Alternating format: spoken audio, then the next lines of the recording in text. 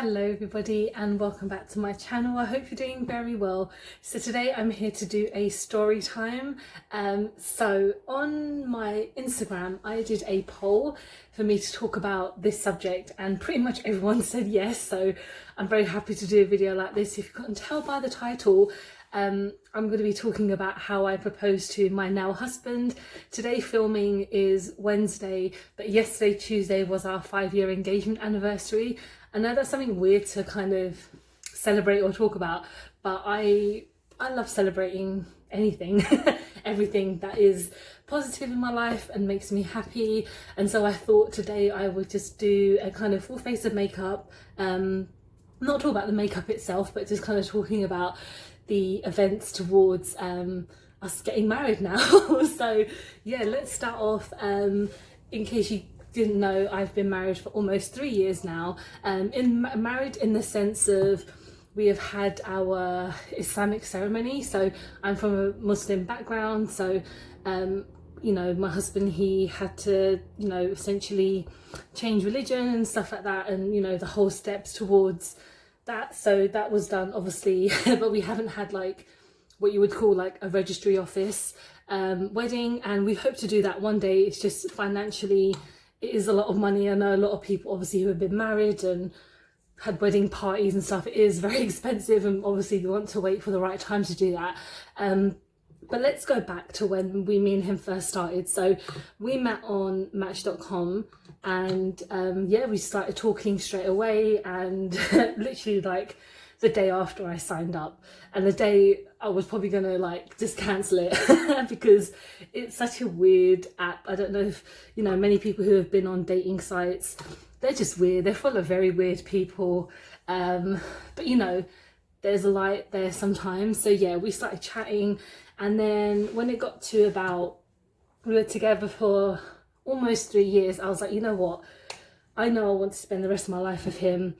I want to propose to him. And it was just an idea that I had been thinking about for such a long time. And you know, that whole stigma towards women shouldn't propose to their boyfriends because, you know, it deflates their masculinity, and I don't believe that at all. I mean, if you are a man and that does do that to you, please like like do what you can to change that, because your masculinity is not gonna fall or disappear because your girlfriend proposes to you. I know there's been like stories where girls have proposed to the guy and they're just like, no, they just get so offended, and I'm just like, why? It just shows you that that person loves and cares for you. So long story short, what I had done was I was just thinking about it, and I was discussing it with my friends and just kind of seeing if it was a good idea to think, you know, would he say yes? And we had spoken about it beforehand, and just, you know, we both were understanding that we would like to get married one day. And obviously my circumstances were just very difficult because my parents didn't know about him, and you know, it was just a very difficult situation that I put him in for a long time. So I was like, you know what, if he is the one, he's gonna say yes or he'll say no. And that's all you can kind of think of. Either I'd waste my money on a ring, or I'd do the right thing and make the right decision. So what had happened was I was asking my friends around, and I was looking for some rings, and I was like, I want it to be special. I want it to be, you know, something that he would like, because I don't want to get like a band or anything. I want it to be quite symbolic and just something that I know he would like. So I looked at a website and a brand called Great Frog. They are essentially a jewelry place in the UK, but they're based around the world. So I think they have one in New York, and they have one maybe in San Francisco. I could be lying, I'm not 100% sure, but of course I went to the one in London, and it's a ring place that is known for selling to really famous people. Like in their Soho store, they have pictures of Ozzy Osbourne and Metallica and Slash, and you know, they have rings now that are band themed. Like they have Iron Maiden, they have Ghost, they have a Slayer ring, Motorhead one as well. So you can, you know, you get the idea of what type of place this is.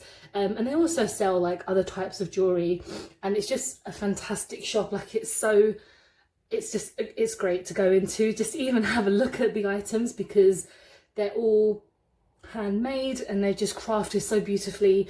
And yeah, it's a great shop. So I looked in there, and I was looking around at other places, but I was like, you know what, Great Frog seems to be the main place that I really want to go to.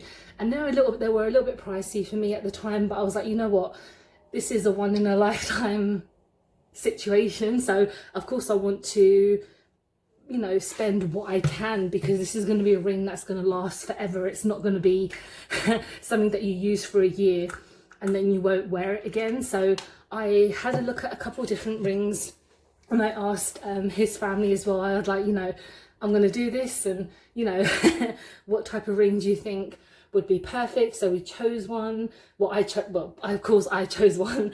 And then what would happen is we were planning to go to Birmingham for a few days, because Funeral for a Friend were playing like their last gig. This is how long ago this was, yeah, 5 years ago. It was like their last tour, and my husband had booked tickets to go there because he is a big fan. And I was like, yeah, I'll come along. And we will like stay in a hotel and go to the gig and then come back.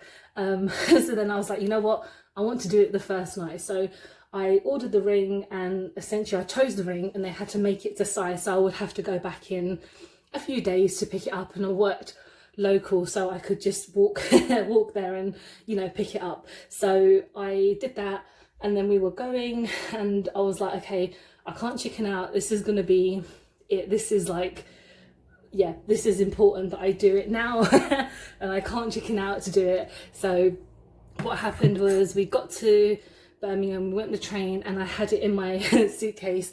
I had it in my bag throughout the whole journey, and I was just like, did I pack it? Did I get it? Did it fall out? Blah, blah, you know, that whole anxiety of, oh my God, what's, you know, did I, did I, you know, pack it? Did it fall? You know, just, you know, going through my brain, just that whole anxiety of, am I doing this right? Am I doing it? Blah, blah, blah. So then we check in at the hotel, and essentially kind of having a feel of the room and just kind of like seeing how our day goes, because the gig was the next day. So we had the evening to just chill out and just, you know, go and see Birmingham. We didn't really, we just kind of had a walk around. But yeah, what had happened was a few days before I said, oh, you know, let's go out for a nice dinner around the area, because, you know, it could be, we could go to a fancy restaurant or something just to like chill out or whatever, without obviously him knowing that I'm going to be doing this. So I said, oh, let's wear something nice. So I bought a dress. I specifically bought a dress for that night. And so what happened was I kind of was mentally preparing myself to do it, and he was like, oh, I'm just going to the bathroom. And so I was like, okay, this could be it. This is giving me the time to do it.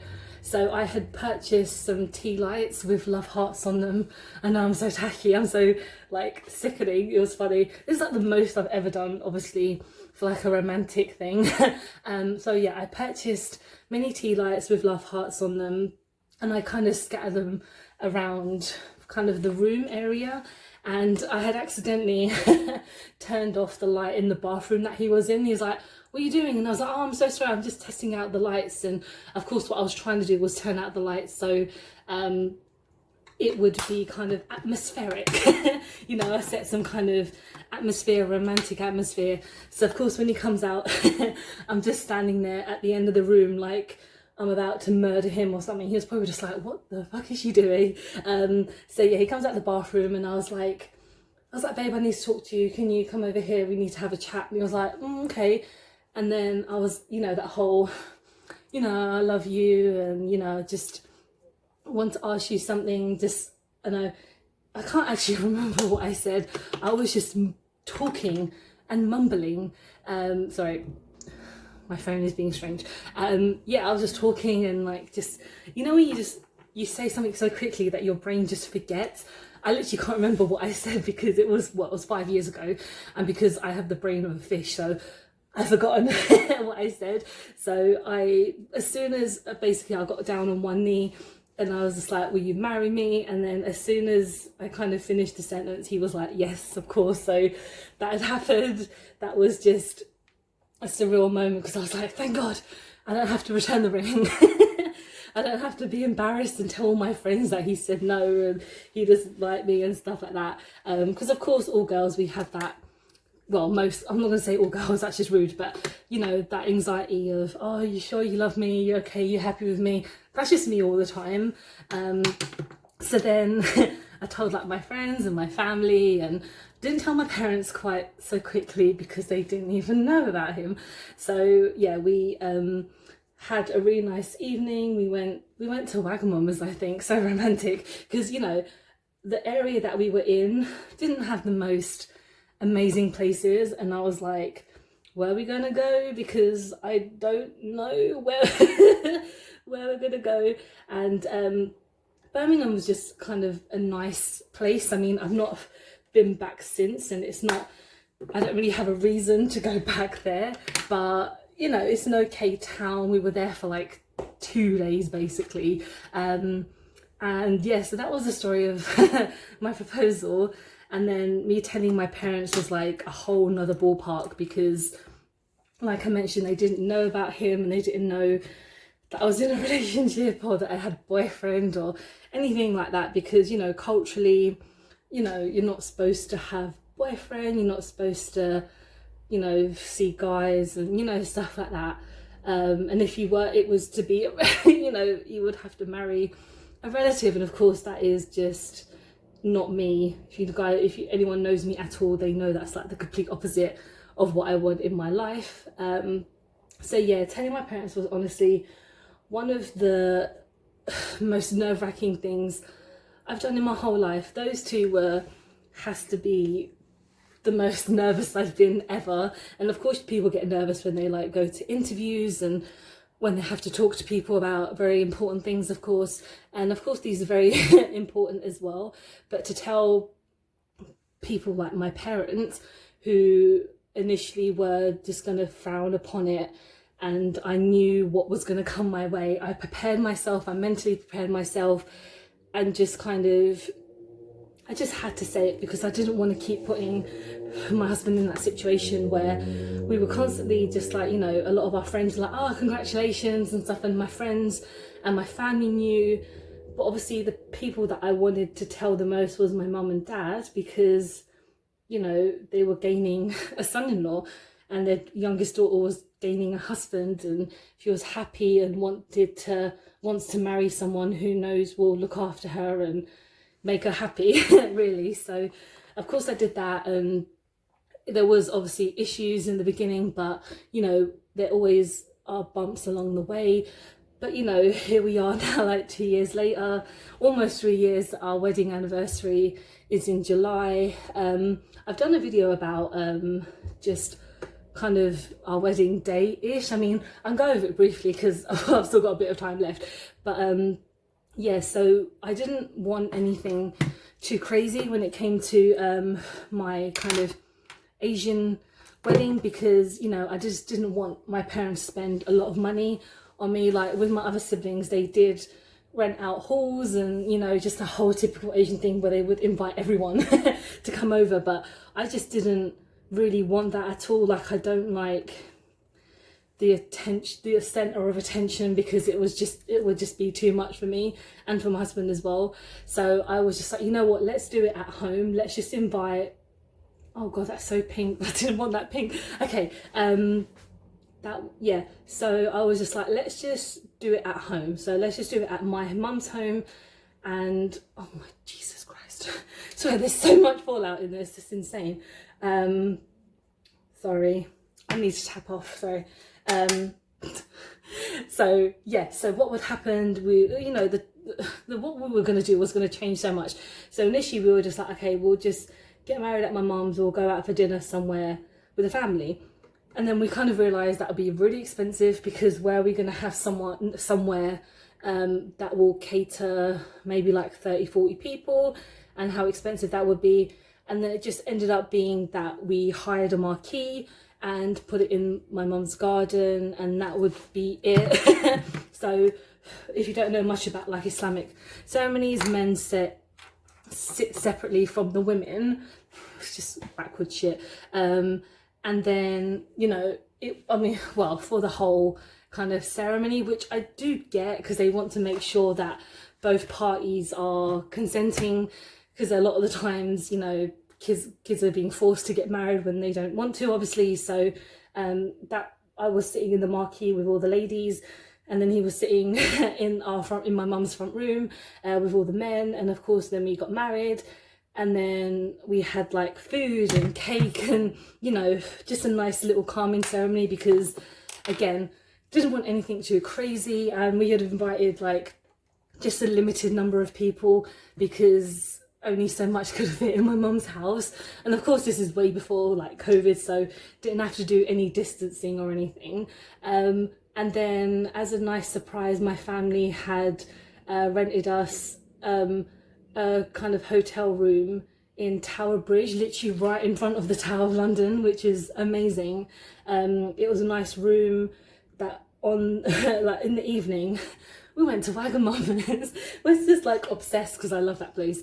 So yeah, we went there in the evening and just like chilled out, and then the next day I think we had kind of like gone to get some food shopping and then just stayed in our room like all day and just watched movies, because the room had like this amazing TV which came up from the bed, I think it was, and we just watched tons of movies.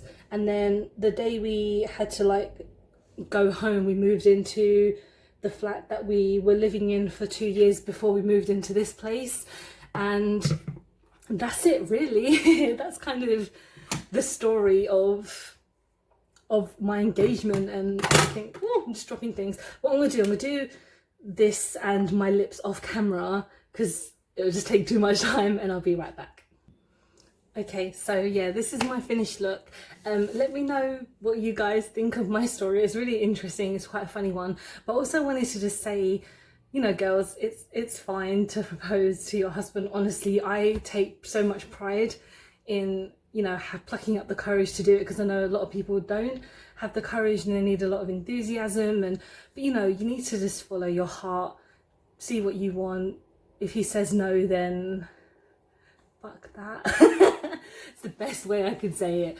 But yeah, let me know what you guys think of my finished look. I really like it, even though the eyeshadow just freaking went everywhere. But yeah, thank you so much for watching. I hope you've enjoyed the video. Don't forget to like and subscribe, because I film and upload every time I get a chance to. Don't forget to follow me on my social media. And yes, I hope you're doing well, healthy, happy, and you're safe. I'll see you soon. Bye.